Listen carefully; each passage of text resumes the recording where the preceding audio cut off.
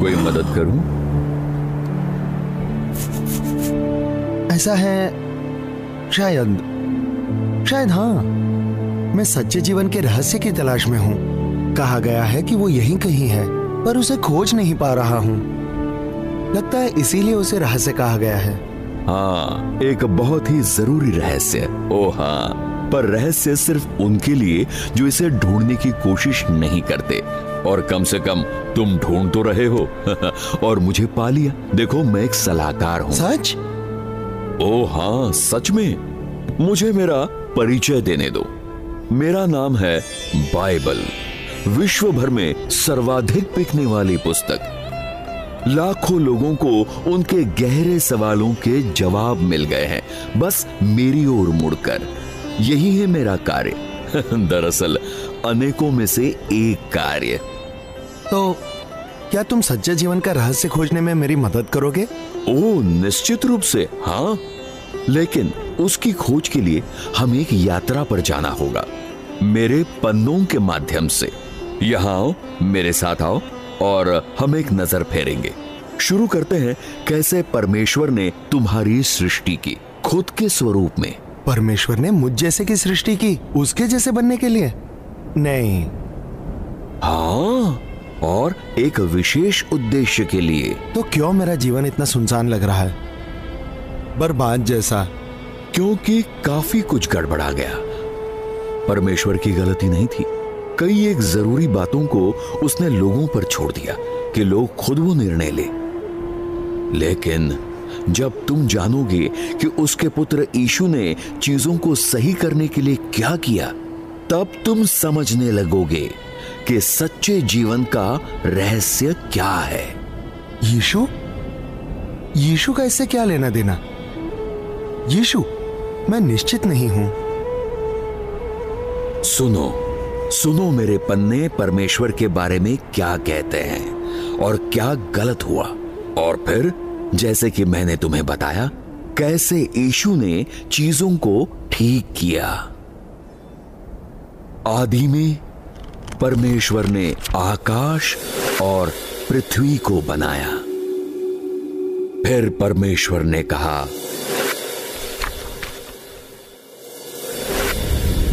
जल, मछलियों और जीवित प्राणियों से बहुत ही भर जाए।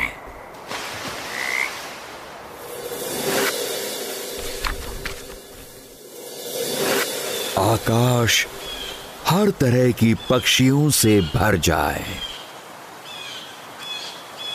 और पृथ्वी पर सारे प्रकार के प्राणियों की सृष्टि हो।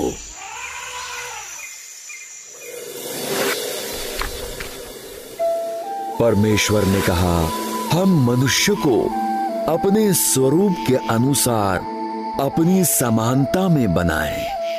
वो समुद्र की मछलियों पर राज करेंगे, आकाश की पक्षियों पर और पृथ्वी के पशुओं पर। वो फूले फले पृथ्वी में भर जाएं और उसको अपने वश में कर ले। ये रही मेरी आशीष। मैं तुम्हारा पिता ठहरूंगा और तुम मेरे बेटे और बेटियां ठहरोगे। तुम माता पिता, यदि तुम्हारे बच्चे तुमसे रोटी मांगे तो क्या तुम उसे पत्थर दोगे? या अगर वो एक मछली मांगे तो क्या आप उन्हें सांप दोगे? बिल्कुल नहीं। तो जब तुम माता पिता अपने बच्चों को अच्छी वस्तुएं देना जानते हो, तो तुम्हारे स्वर्गीय पिता अपने मांगने वालों को कितनी अच्छी वस्तुएं देगा। यीशु ने कहा, ये परमेश्वर का पुत्र इन सब में सबसे महत्वपूर्ण। परमेश्वर ऊपर स्वर्ग से धरती पर सारी मानव जाति पर नजर डालते हैं। वो देखते हैं कि क्या कोई सच में बुद्धिमान है, क्या कोई परमेश्वर को खोजता है। लेकिन नहीं, सभी बहुत दूर गए हैं। कोई भला नहीं करता, कोई भी नहीं।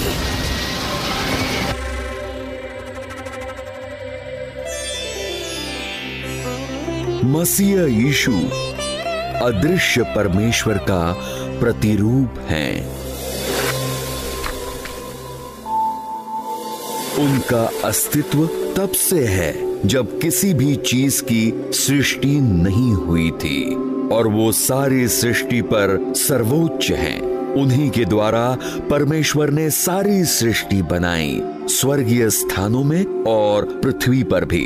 उन्होंने वो सब बनाए जिन्हें हम देख पाते हैं और वो भी जो नहीं देख पाते।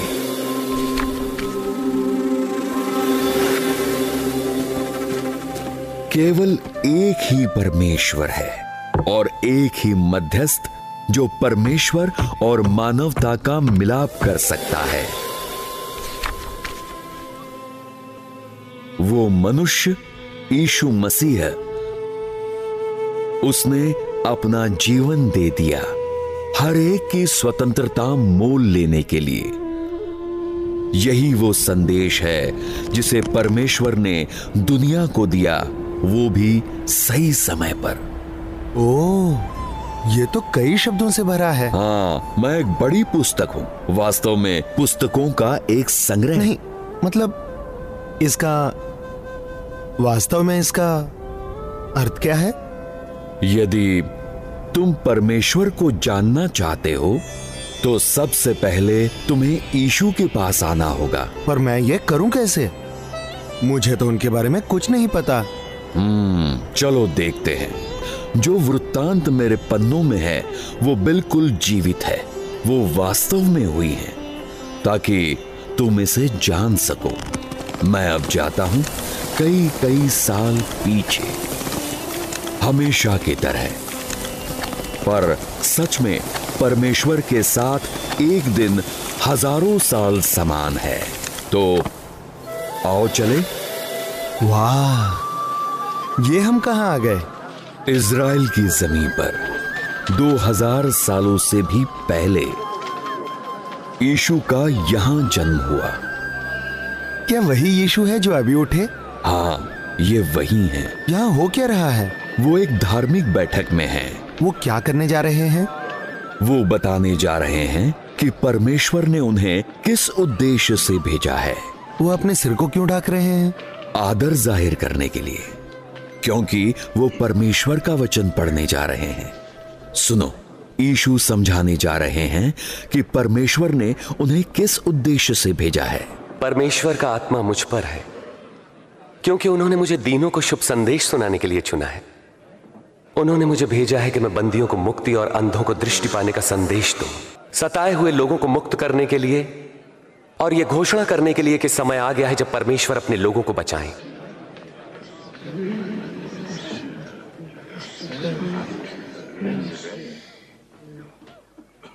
आज धर्मशास्त्र का यह लेख पूरा हुआ।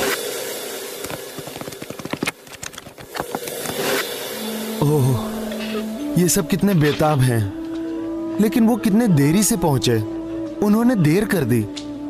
ये ठीक नहीं हुआ। वो कितनी युवा और सुंदर थी।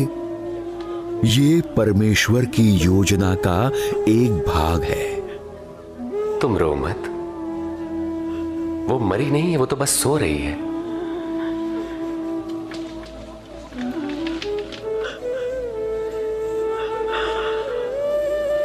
बेटी,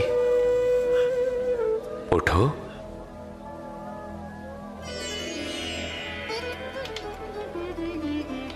ये अद्भुत है।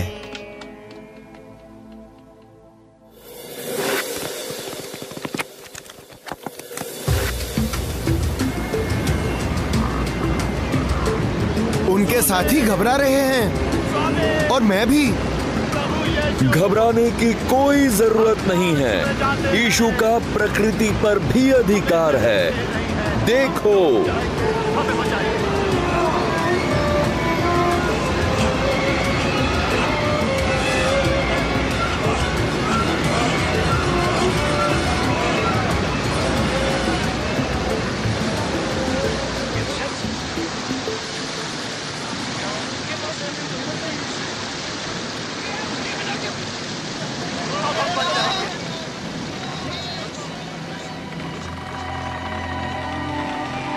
कहां गया तुम्हारा विश्वास?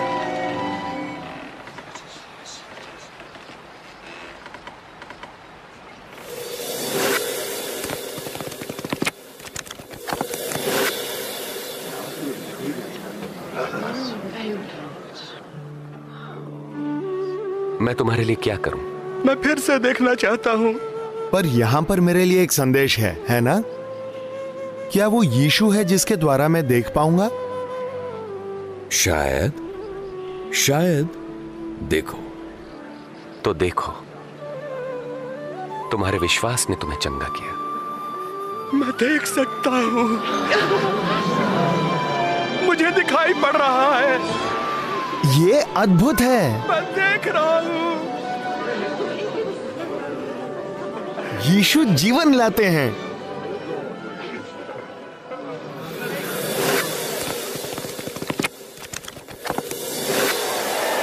यहां क्या हो रहा है? नहीं, ये यीशु है। उनके साथ क्या हो रहा है? वो क्या कर रहे हैं? ये सब गलत है। उन्होंने भलाई की थी। उन्होंने तो कुछ भी गलत नहीं किया। कुछ गलत नहीं किया। मैं जानता हूं, मुझे पता है। यीशु क्रूस पर मरने जा रहे हैं ताकि स्त्री और पुरुष जीवन पाएं। लेकिन उन्हें मरने की जरूरत क्यों पड़ी? पाप की वजह से। पाप, यही कारण है।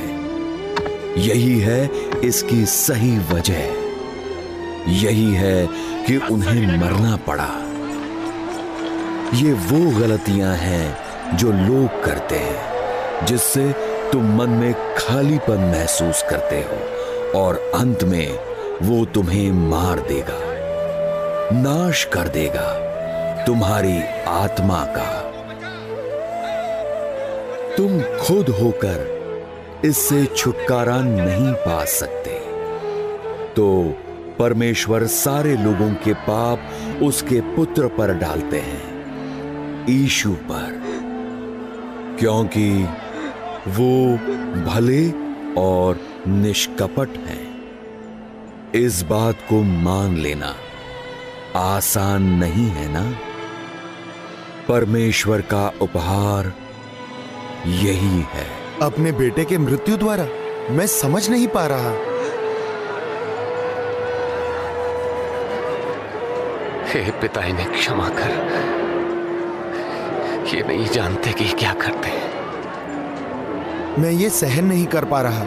ये कितना क्रूर है। जानता हूं, मुश्किल, बहुत मुश्किल है, पर ये अंत नहीं है। अंत तो यही है, वो मर चुके हैं। बस 3 दिनों के बाद, जैसे कि भविष्यवाणी की गई थी, परमेश्वर ने यीशु को मरों में से जिलाया। ये तो वही है। वाह!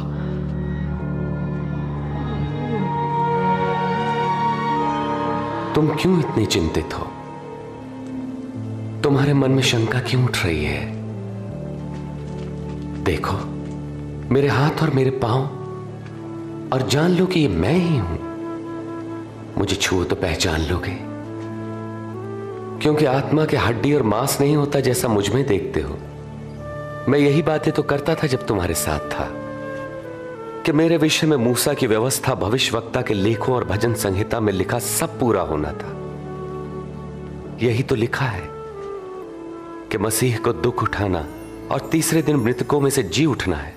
उनके नाम से पश्चाताप और पाप क्षमा का संदेश यरूशलेम से लेकर सारे संसार में प्रचारित किया जाएगा।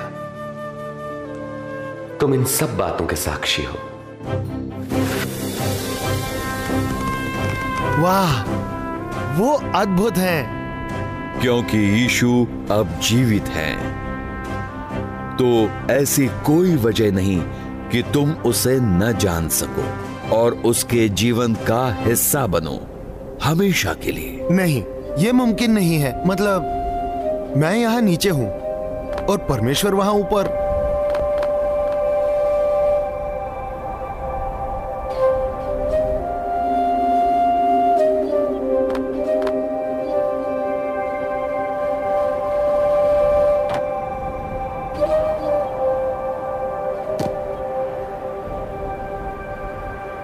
पर सुनो कि पौलुस, जो यीशु के सबसे पहले अनुयायियों में से एक था, उसका इसके बारे में क्या कहना है। सुनो। मैं पौलुस हूँ। मैं मसीही लोगों से नफरत किया करता था। मैंने उन पर हमले किए और कईयों का कत्ल कर दिया। मुझे इसका घमंड था। मैं मतलबी, दुष्ट और अहंकारी था। फिर एक दिन यीशु प्रकट हुए, मुझे बदला और मेरे सारे दोषों से मुझे क्षमा कर दिया। और फिर उन्होंने मुझे लोगों को उनके बारे में बताने को कहा, ताकि वो भी विश्वास करके पापों की क्षमा पाएं। आप खुद को इंसान के रूप में क्षमा न पाने के काबिल ना समझें। यदि हम भले होते तो हमें परमेश्वर की क्षमा की जरूरत न होती। तो क्या प्रभु मुझे क्षमा करेंगे? हाँ, बिल्कुल। इसलिए तुम्हें यीशु पर विश्वास करना होगा, यीशु का कहना मानना होगा। श्रीमान बाइबल, कृपया करके क्या आप मार्ग और सत्य और जीवन मैं ही हूं। बिना मेरे द्वारा कोई पिता के पास नहीं पहुंच सकता। मुझे ये बहुत पसंद है। पर मैं ये अब भी नहीं समझ पा रहा, परमेश्वर ने यीशु को मरने क्यों दिया? खैर, इसी तरह यीशु ने हमारे सारे पापों का मोल चुकाया। श्रीमान बाइबल, लोगों का परमेश्वर के साथ सही संबंध तब बनता है जब वो विश्वास करे कि यीशु ने लहू बहाकर अपने प्राण त्याग दिए। यदि मैं मानता हूँ कि यीशु मेरे लिए मरे, तब क्या होगा? उन सबको जो उन पर विश्वास करके उन्हें ग्रहण करते हैं, उन्हें वो परमेश्वर की संतान बनने का अधिकार देते हैं। क्या उपहार है! तो तुम्हारा मतलब है यदि मैं विश्वास करूं कि यीशु मेरे लिए मरे, तब मैं परमेश्वर की संतान बन सकता हूं। और बस उतना ही नहीं, परमेश्वर का आत्मा, वो पवित्र आत्मा तुम में वास करेगा और कभी साथ नहीं छोड़ेगा। ये अद्भुत है। लेकिन मेरा क्या होगा जब मैं गुजर जाऊंगा? तुम्हें परमेश्वर के आगे न्याय चुकाना होगा। वहां मैं पकड़ा जाऊंगा। लेकिन तुम सबसे छूट जाओगे। यीशु के बलिदान के लिए धन्यवाद और तुम्हारा उस पर का विश्वास एक बहुत ही खास रहस्य है। तो क्या मैं सदा यीशु के साथ रह सकता हूँ? हाँ, यकीनन, क्योंकि परमेश्वर ने जगत से ऐसा प्रेम रखा कि उसने अपना इकलौता पुत्र दे दिया, ताकि जो कोई उस पर विश्वास करे वो नाश ना हो, परंतु अनंत जीवन पाए। तो बताओ, मैं वास्तव में परमेश्वर की संतान कैसे बनता हूँ? तुम्हें यीशु को अंदर आने देना होगा। उनके वचनों को सुनो। देख, मैं द्वार पर खड़ा हुआ खटखटाता हूँ। यदि तुम मेरा शब्द सुनकर द्वार खोलोगे तो मैं भीतर आ जाऊंगा। ठीक है, पर मैं उसे कैसे अंदर आने दूं? यदि तुम घोषणा करो कि यीशु ही प्रभु हैं और दिल से विश्वास करो कि परमेश्वर ने उन्हें मरों में से जीवित किया, तो तुम निश्चित बचा लिए जाओगे। मुझे लगता है कि अब तुम्हारी समझ में आ गया है। क्या तुम ऐसा करोगे? मैं ऐसा करना चाहता हूँ, पर जानता नहीं क्या कहना होगा। कोई बात नहीं, बस जो मैं कहता हूँ उसे मेरे बाद तुम दोहराओ। धन्यवाद यीशु, जो मेरे लिए आप क्रूस पर मरे। धन्यवाद यीशु, जो मेरे लिए आप क्रूस पर मरे। मैं मानता हूं कि मैं आपके स्तर तक नहीं पहुंच सकता, ना ही खुद को बचा सकता हूं। मैं मानता हूं कि मैं आपके स्तर तक नहीं पहुंच सकता, ना ही खुद को बचा सकता हूं। आपकी जरूरत है मुझे यीशु। आपकी जरूरत है मुझे यीशु। कृपया मेरे पापों की क्षमा करके मेरा उद्धार कीजिए। कृपया मेरी पापों की क्षमा करके मेरा उद्धार कीजिए। मैं खुद को आपके हाथों में देता हूँ। धन्यवाद मुझसे प्रेम करके मुझे अपना समझकर स्वीकार करने के लिए। मैं खुद को आपके हाथों में देता हूँ। धन्यवाद मुझसे प्रेम करके मुझे अपना समझकर स्वीकार करने के लिए। धन्यवाद जो अब मैं परमेश्वर की संतान हूँ। धन्यवाद जो अब मैं परमेश्वर की संतान हूँ। बधाई हो। बहुत बढ़िया, बहुत बढ़िया। तुमने अब खोज लिया है सच्चे जीवन के रहस्य को। और हर अच्छे रहस्य के समान ये खोज क्या मुझे सदा के लिए बदल देगा? हाँ, निश्चय। अब जो तुम्हारे पाप क्षमा हुए हैं और तुम परमेश्वर की संतान हो, पवित्र आत्मा तुम में रहता है। वो यीशु के करीब रहने में तुम्हारी सहायता करेगा। तुम, जैसा मुझ में लिखा है, एक नई सृष्टि हो। शुक्रिया श्रीमान बाइबल, तुम अद्भुत हो। सच्चे जीवन के रहस्य की खोज में मेरी मदद करने के लिए शुक्रिया। तुम्हारा इस नए जीवन में स्वागत है श्रीमान, स्वागत है। पर देखा जाए तो ये बस हमारी यात्रा की एक शुरुआत है। और भी बहुत बहुत सारी बातें हैं जो तुम मेरे पन्नों से सीख सकते हो। कई बातें, और पवित्र आत्मा की अगुवाई से भी। यीशु के अन्य अनुयायियों के बारे में भी सीखो। वो तुम्हें सहायता और प्रोत्साहन देंगे। और जैसे पौलुस कहते हैं, सदा प्रार्थना करो। और वो बेहतर जानते हैं। बाद के दिनों में उन्होंने मेरे बारे में बहुत कुछ लिखा, जिससे मैं एक यीशु विशेषज्ञ बन गया। तो शुरू करो और गहराई से ध्यान करना। गुड बाय, पर जल्द मिलते हैं।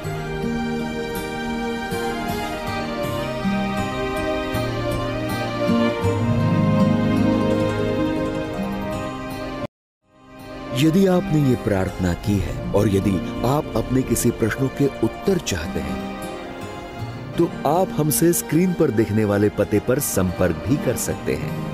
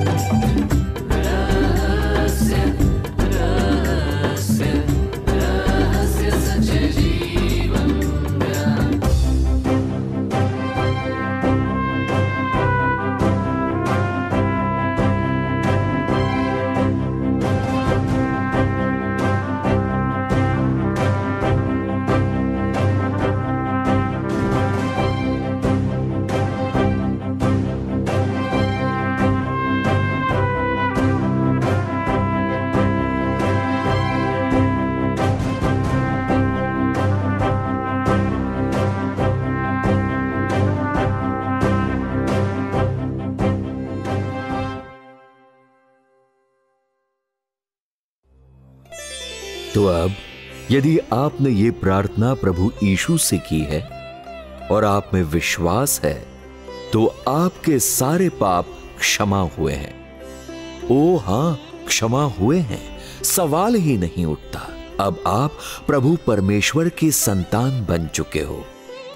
और परमेश्वर का जो आत्मा है, जिसे हम लोग पवित्र आत्मा कहते हैं, वास्तव में आप में वास करता है। वो आपकी सहायता करेगा जैसे आप अपने हर दिन की जिंदगी जीते चलेंगे, और वो आपको प्रोत्साहन देगा, मार्गदर्शन करेगा और आपको सामर्थ्य देगा जैसे जैसे आप प्रभु यीशु में जिएंगे। अब जब समस्याएं आए, आप अपने आप से नहीं रहोगे। मेरे इन पन्नों में, बाइबल में, आपके लिए परमेश्वर के वो सारे वचन हैं जो आपको ढाढ़स बंधाएंगी और हिम्मत देगी। मेरे पन्नों में लिखे ज्ञान की बातों को सुनिए। अपने मन में या फिर जोरों से इन्हें दोहराइए। ये परमेश्वर के वचन हैं और ये आपको अजीब लग सकता है, पर ये जीवित और सामर्थ्यशाली है। यह आपकी कई एक बातों को समझने में मदद करेगा और यीशु के साथ बने रहने में भी।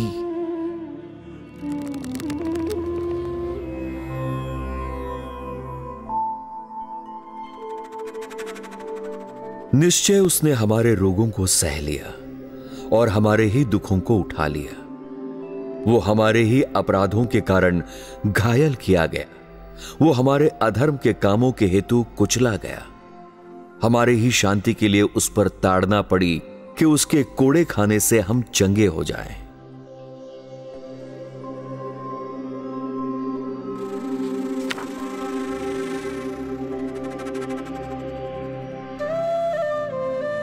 मत डर, क्योंकि मैं तेरे संग हूं। इधर उधर मत ताक, क्योंकि मैं तेरा परमेश्वर हूं। मैं तुझे दृढ़ करूंगा और तेरी सहायता करूंगा। अपने धर्ममय दाहिने हाथ से मैं तुझे संभाले रहूंगा।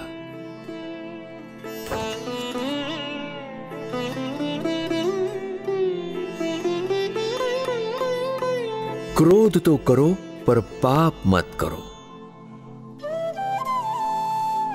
सूर्य अस्त होने तक तुम्हारा क्रोध न रहे।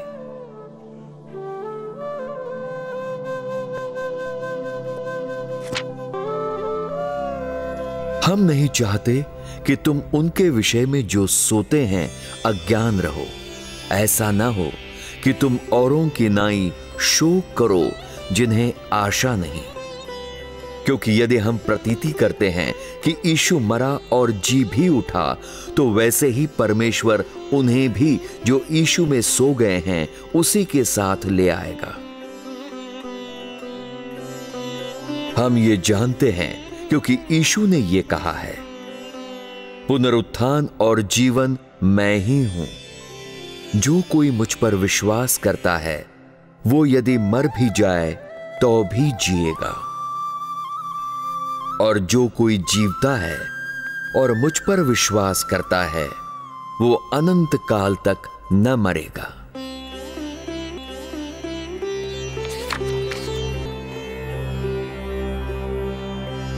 धर्मी दुहाई देते हैं और यहोवा सुनता है और उनको सब विपत्तियों से छुड़ाता है। यहोवा टूटे मन वालों के समीप रहता है और पिसे हुओं का उद्धार करता है।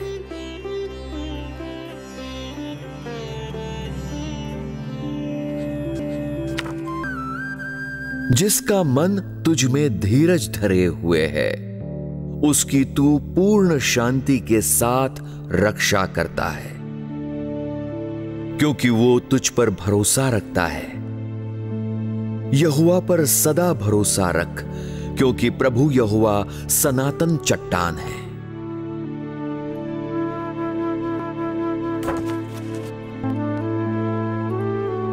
यदि हम अपने पापों को मान ले तो वो हमारे पापों को क्षमा करने और हमें सब अधर्म से शुद्ध करने में विश्वास योग्य और धर्मी है। यहोवा कहता है, आओ हम आपस में वाद विवाद करें। तुम्हारे पाप चाहे लाल रंग के हों तो भी वो हिम की नाई उजले हो जाएंगे, और चाहे अर्गवानी रंग के हों तो भी वो ऊन के समान श्वेत हो जाएंगे।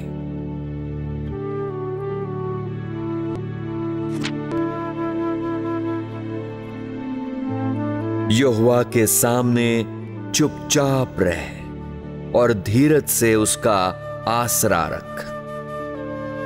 उस मनुष्य के कारण न कुढ़ जिसके काम सुफल होते हैं और वो बुरी युक्तियों को निकालता है।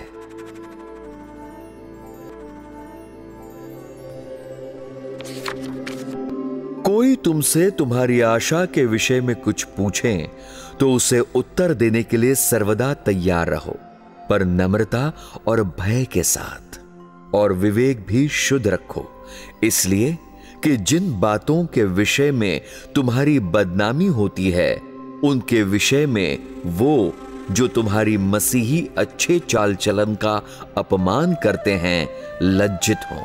क्योंकि यदि परमेश्वर की यही इच्छा हो कि तुम भलाई करने के कारण दुख उठाओ, तो ये बुराई करने के कारण दुख उठाने से उत्तम है।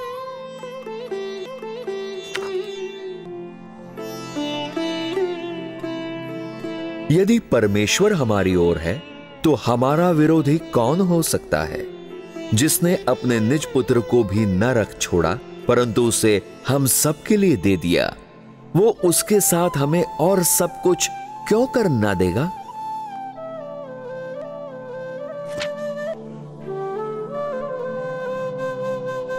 यीशु ने कहा, हे सब परिश्रम करने वालों और बोझ से दबे लोगों, मेरे पास आओ, मैं तुम्हें विश्राम दूंगा। मेरा जुआ अपने ऊपर उठा लो और मुझसे सीखो, क्योंकि मैं नम्र और मन में दीन हूं, और तुम अपने मन में विश्राम पाओगे। क्योंकि मेरा जुआ सहज और मेरा बोझ हल्का है।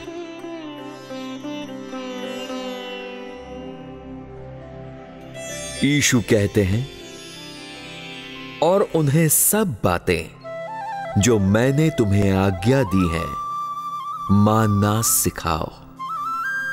और देखो, मैं जगत के अंत तक सदैव तुम्हारे संग हूं।